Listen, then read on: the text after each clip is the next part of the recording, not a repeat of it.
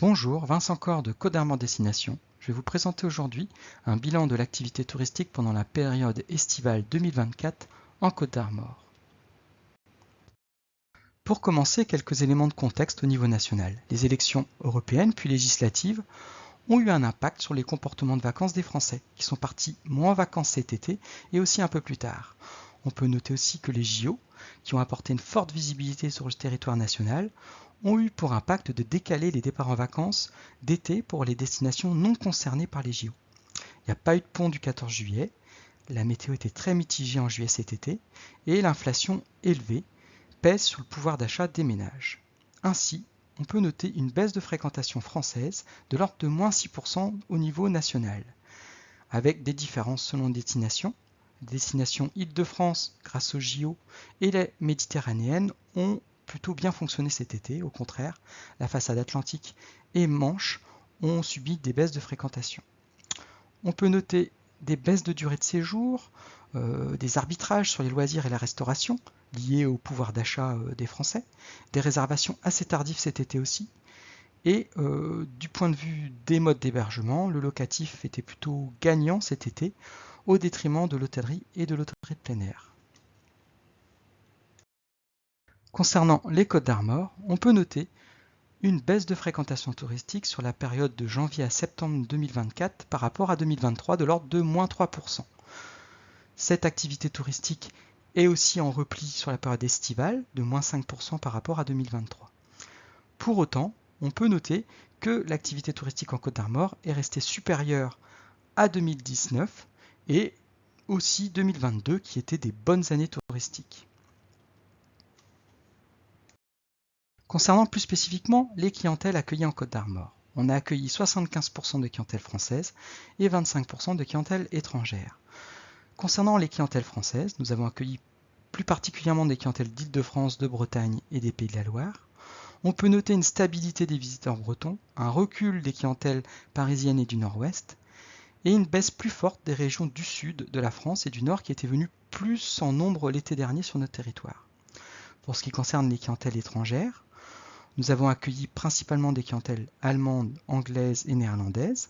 Les clientèles allemandes et belges sont stables, anglaises et néerlandaises en baisse, et par contre on peut noter une hausse pour la fréquentation des clientèles italiennes et espagnoles.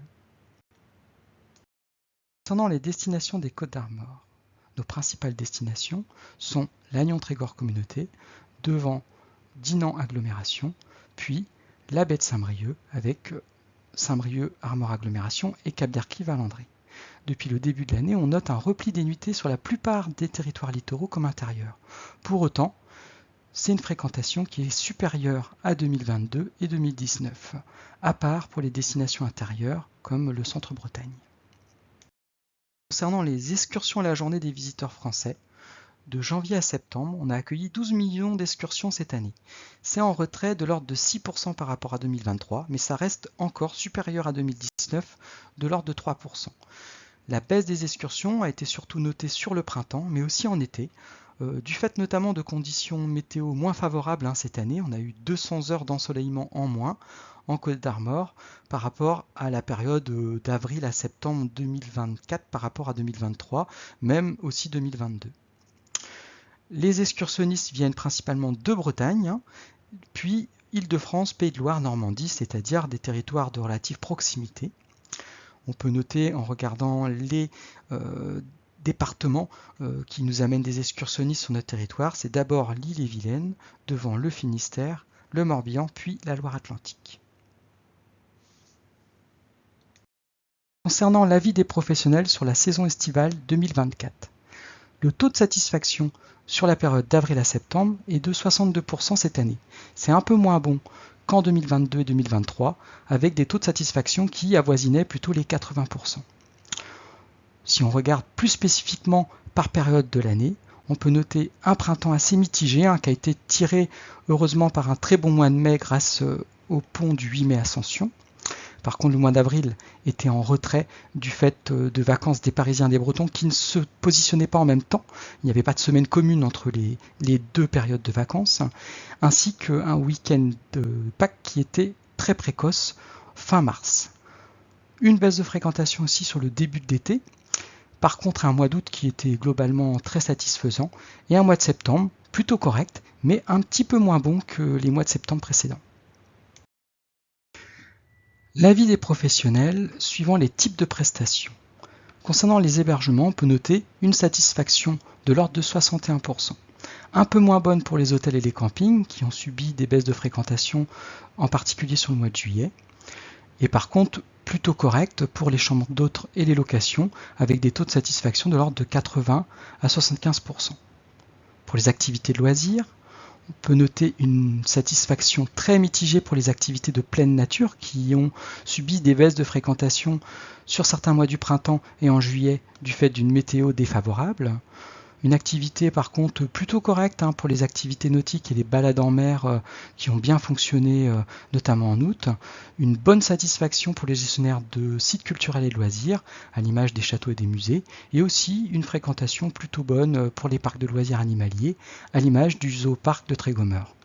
La restauration, par contre, a une satisfaction assez mitigée sur la saison, du fait notamment de l'inflation qui impacte sur le pouvoir d'achat des ménages et notamment des clientèles touristiques.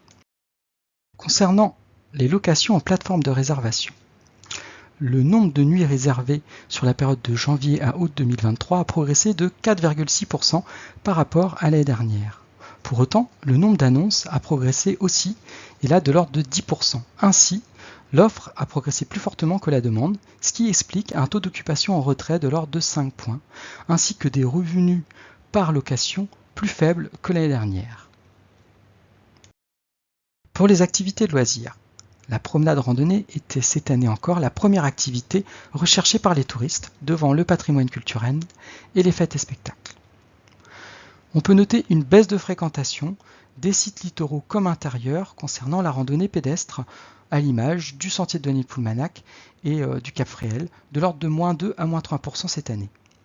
Pour la randonnée vélo, on peut noter aussi une baisse de fréquentation, là qui est un peu plus importante par rapport à l'année dernière, sur la Vélodyssée comme la vélo maritime.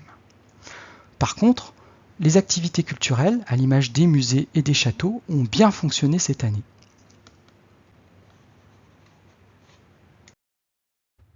Les Côtes d'Armor accueillent chaque année une offre d'événements culturels et sportifs importantes sur leur territoire. Les grands événements ont pour la plupart rencontré de francs succès auprès des touristes et des locaux, à l'image du Festival Armorasson avec plus de 55 000 entrées ou Binic Folk Blues avec plus de 30 000 entrées. Concernant les réservations pour les mois d'automne-hiver, en particulier sur les locations en plateforme, on peut noter une stabilité des réservations pour les vacances de la Toussaint, une hausse des réservations pour le week-end du 11 novembre, positionné un lundi cette année qui permet du coup de faire un long week-end, ce qui n'était pas le cas l'année dernière car c'était positionné un samedi. On peut noter par contre un repli des réservations pour le début octobre et une baisse des réservations aussi pour la période de mi-novembre à mi-décembre, et par contre une hausse des réservations pour les vacances de Noël, en particulier sur la deuxième semaine des vacances. À noter que les taux d'occupation prévisionnels sur cette période sont en recul du fait d'une plus grande concurrence que l'année dernière, avec une offre qui a progressé plus vite que la demande.